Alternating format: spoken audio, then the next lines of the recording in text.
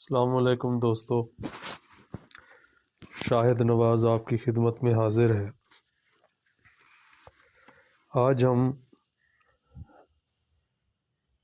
بیچ flower remedies کی تیسری remedy بیچ کے متعلق جانیں گے۔ کسی اصول پر یا نظم و ضبط کے تحت چلنا یا دوسروں سے نظم و ضبط یعنی ڈسپلن کے تحت چلنے کو کہنا یا حکم دینا ایک اچھی خوبی ہے، لیکن اگر کسی سے کسی موضوع کی وجہ سے کسی اصول کی خلاف ورزی ہو جائے تو اسے برداشت نہ کر سکنا بیچ کے مریض کی علامت ہے۔ ہر وقت دوسروں سے فوجی ڈسپلن کی توقع رکھنا، کبھی اس کی معمولی سی خلاف ورزی برداشت نہ کرنا، ہمیشہ دوسروں کی کمیوں کی طرف دیکھنا اور اسے ڈانٹ پھٹکار دیتے رہنا، ایسا شخص کبھی مقبول نہیں ہوتا۔ وہ اپنے ارد گرد نفرت کا جال بچھا لیتا ہے جس سے چھٹکارا پانا ممکن نہیں ہوتا۔ ایسے اصول پرست شخص میں نرمی کا عنصر تک نہیں ہوتا۔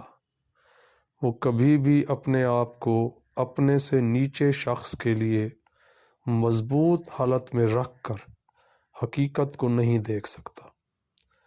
اگر اس کا چپراسی دفتر میں ایک دن لیٹ پہنچے تو اسے اس کی ضرور ڈانٹ پھٹکار لگانے کا موقع مل جاتا ہے، خواہ اس غریب کی راستے میں سائیکل پنکچر ہو گئی ہو یا بس ہی لیٹ ہو گئی ہو یا اس کے گھر میں کوئی بیمار ہو۔ اپنے گھر میں صفائی کرتے وقت اگر اس کی بیوی یا نوکر نے کوئی چیز اپنی جگہ سے ہلا دی تو وہ گھر میں کوہتام مچا دے گا۔ کسی دوسرے کی عادت کے برعکس خصلت کے اندر دبے ہوئے پرانے وہم، اس کی سوچ کا الگ ڈھنگ بیچ مریض کو بہت دکھی کرتا ہے۔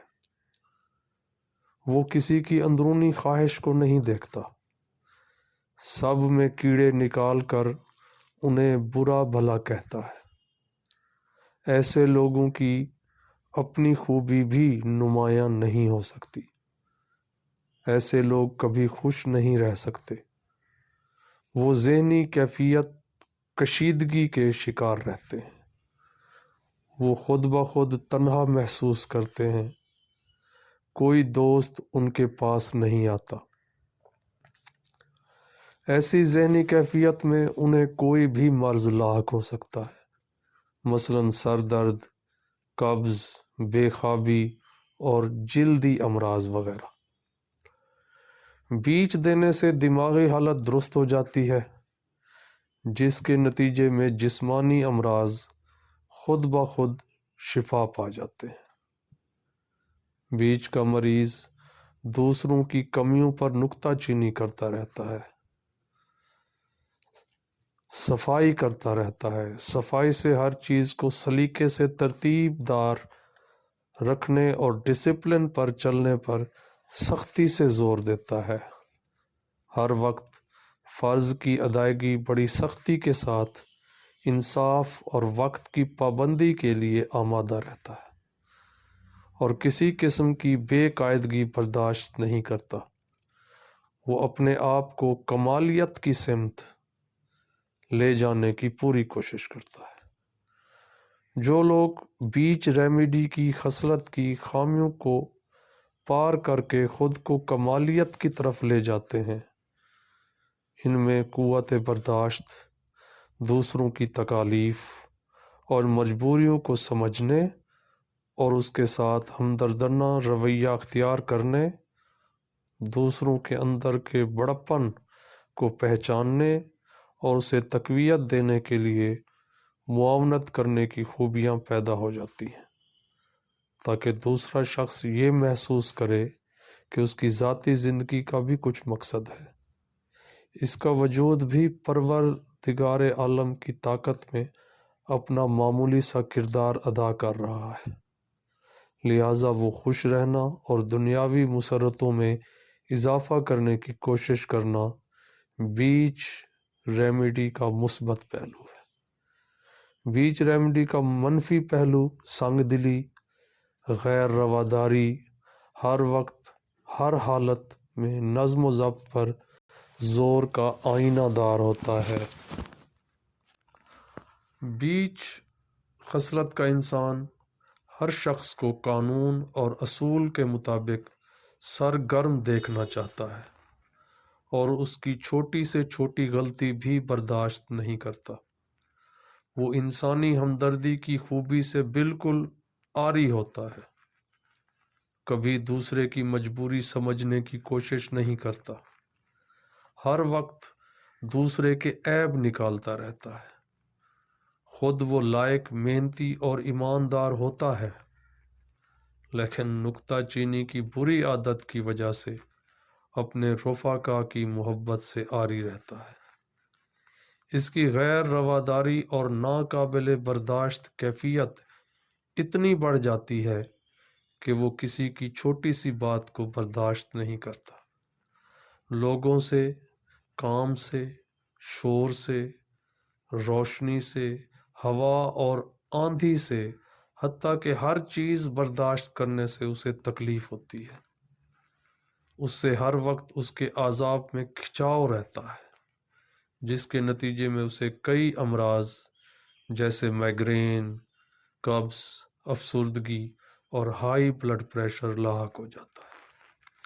اب بیچ فلاور ریمیڈیز کی تیسری ریمیڈی بیچ کو سمجھنے کے لیے میں آپ کے سامنے 2 کیسز رکھتا ہوں جو آپ کو کلیئر کر دیں گے کہ بیچ فلاور ریمیڈی کس طرح کے لوگوں کی ریمیڈی ہے۔ ایک مشہور سکول کی پرنسپل تھی، اس نے سکول کا ڈسپلن اتنا کڑا رکھا ہوا تھا کہ کیا مجال کہ کوئی طالب علم یا استاد اسکول میں دیر سے پہنچے یا کوئی ناجائز حرکت کرے۔ اپنے گھر میں اس نے اپنے بچے بھی ایسے کڑے ڈسپلن میں پالے۔ بچوں کو ماں کے پیار سے زیادہ ماں کا خوف قریب نظر آتا تھا۔ رات دن اسے دوسروں کے کام میں خامیاں اور نقص نظر آتے تھے۔ کبھی کسی نے اس کے منہ سے کسی کی تعریف کے الفاظ نہیں سنے تھے۔ جب وہ بوڑھی ہوئی، ادھیڑ عمر کو پہنچی، تو اس کے جوڑوں میں تشنج پیدا ہونا شروع ہو گیا۔ کوئی بھی عضو ہلانے سے درد کی ٹیس نکلتی تھی۔ اس کے دوست تو پہلے ہی کم تھے، عزیز و اقارب، یہاں تک کہ اس کے بچے بھی شادی کرانے کے بعد الگ ہو گئے۔ یہ کیفیت اس کی نکتہ چینی کی عادت کا اثر تھی۔ شوہر کی وفات کے بعد وہ بالکل تنہا رہ گئی۔ صحت کے بگڑنے سے اسے یہ خدشہ رہنے لگا کہ اگر اس کے ہاتھ پیروں نے کام کرنا چھوڑ دیا تو اس کا انجام کیا ہوگا۔ جب وہ ڈاکٹر صاحب کے پاس آئی تو بہت افسردہ تھی۔ اس نے اپنا تمام حال احوال بتایا۔ اسے بیچ فلاور ریمیڈی دی گئی۔ اس دوا کو دن میں 3 مرتبہ 1 ماہ دینے کے بعد اس کی جسمانی اور دماغی دونوں کیفیات میں کافی افاقہ ہو گیا۔ جہاں وہ پہلے بیچ کے منفی پہلوؤں کے مطابق کسی کی مجبوری نہیں سمجھتی تھی اور ہر حالت میں دوسروں سے ڈسپلن کے پابند ہونے کی توقع رکھتی تھی، ان کی چھوٹی سے چھوٹی غلطی پر ڈانٹ ڈپٹ کر دیتی تھی، اب اس کی فطرت بیچ دوا کے مثبت پہلو والی ہو گئی۔ اب دوسروں کی غلطی میں اس کی مجبوری کا خیال کرتی اور دوسروں کی اندرونی خوبیوں کی شناخت کرنے کی کوشش کرتی تھی۔ دیکھا کہ کس طرح کی ذہنی کیفیت میں اس ریمیڈی نے اپنا کام کیا اور اس کے کیا نتائج نکلے۔ اسی طرح کا ایک اور کیس بھی ڈاکٹر صاحب بیان کرتے ہیں کہ ایک بہت ہی شریف النفس انسان تھے، وہ غریبوں کی مدد کرتے تھے، صوم و صلات کے بھی پابند تھے، ایک اچھے محنتی اور کامیاب دکاندار تھے، خدا کے کرم سے ان کے پاس سب کچھ تھا، مگر وہ کبھی خوش نہیں رہ سکتے تھے۔ انہیں جسمانی طور پر کوئی نہ کوئی مرض گھیرے رہتا تھا۔ ان میں ایک ہی نقص تھا کہ ان میں برداشت کا مادہ بالکل نہیں تھا۔ گھر میں وہ جب بھی شام کو لوٹتے تو بچوں کا ہنسنا کھیلنا بند ہو جاتا۔ ان کی آواز بہت اونچی تھی۔ جب تک وہ گھر میں رہتے کسی نہ کسی کو ڈانٹ ڈپٹ پڑتی رہتی تھی۔ کسی سے کوئی معمولی سی بھی غلطی ہو جاتی تو وہ معاف نہیں کرتے۔ انہیں اتنا صبر نہیں تھا کہ دوسرے کی بات ہی سن لیں۔ اگر گھر میں کسی کا فون آتا یا کوئی مہمان باہر سے گھنٹی بجاتا تو گھنٹی کی آواز انہیں دکھی کرتی تھی۔ ہوا، شور، کسی کی غلطی، رات کو چوکیدار کی سیٹی، یہ سب باتیں ان کی قوت برداشت سے باہر تھیں۔ اس لیے وہ جسمانی اور دماغی طور پر بہت غمزدہ اور رنجیدہ تھے۔ جب وہ شخص ڈاکٹر صاحب کے پاس آئے تو ان کے پیٹ میں افارا تھا۔ کچھ بھی کھا لیں پیٹ میں ہوا بھر جاتی جو اوپر کی طرف چڑھتی، تو اس سے انہیں سر درد ہو جاتا۔ انہیں پتھری کی شکایت بھی تھی، پیشاب رک رک کر آتا اور پیشاب کی نالی میں درد تھا۔ ڈاکٹر صاحب نے انہیں بیچ دوائی ہر روز 3 مرتبہ لینے کو کہا، جس سے انہیں 1 ہفتے میں کافی آرام ہوا۔ پھر ان کو دوا بیج اور وائٹ چیسٹ نٹ کا مرکب بنا کر دیا گیا۔ وائٹ چیسٹ نٹ کی ضرورت اس لیے پڑی کہ ان کے دل میں ہر وقت پتھری کا خیال رہتا تھا۔ یہ علاج 3 ماہ کرنا پڑا۔ دوسروں کے عیب نکالنا یا خود کو دوسروں سے الگ سمجھنا، اس کے لیے بیج کے علاوہ 4 اور ادویات بھی ہیں جن میں بس تھوڑا سا فرق ہے۔ بیج خصلت کا شخص دوسروں کو اپنے پیمانے کے مطابق تولتا ہے، اپنے آپ کو صحیح اور دوسروں کو غلط سمجھتا ہے، دوسروں کی خامیوں اور کمزوریوں کو برداشت نہیں کرتا، ہمیشہ دوسروں کے عیب نکالتا ہے، ان کی خوبیوں کو سننے کی کوشش بھی نہیں کرتا۔ دوسری دوائی ہے وائن۔ وائن کا مریض ہر وقت اپنی فوقیت قائم رکھنے کی کوشش کرتا ہے، اس کی خصلت آمرانہ ہوتی ہے، اپنی فوقیت برقرار رکھنے کے لیے ہر جائز اور ناجائز کام کے لیے تیار رہتا ہے، دوسروں سے اپنا حکم جبراً بھی منواتا ہے۔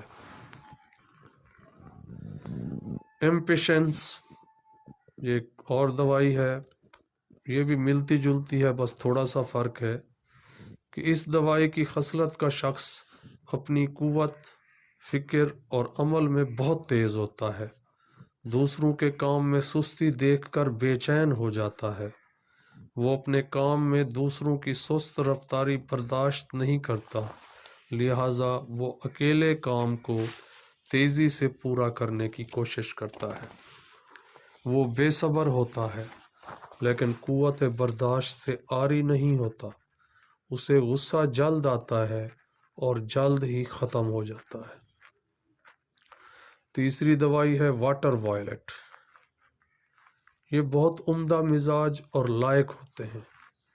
یہ لوگ جو اپنے مطمئن زندگی میں خوش رہتے ہیں، لیکن کبھی کبھی انہیں اپنی فوقیت کا احساس ہو جاتا ہے اور غرور بھی ہو جاتا ہے، وہ خود کو تنہا محسوس کرتے ہیں، फितरतन अकड़े रहने की वजह से जिस्मानी अकड़न के ज़ेर असर रहते हैं।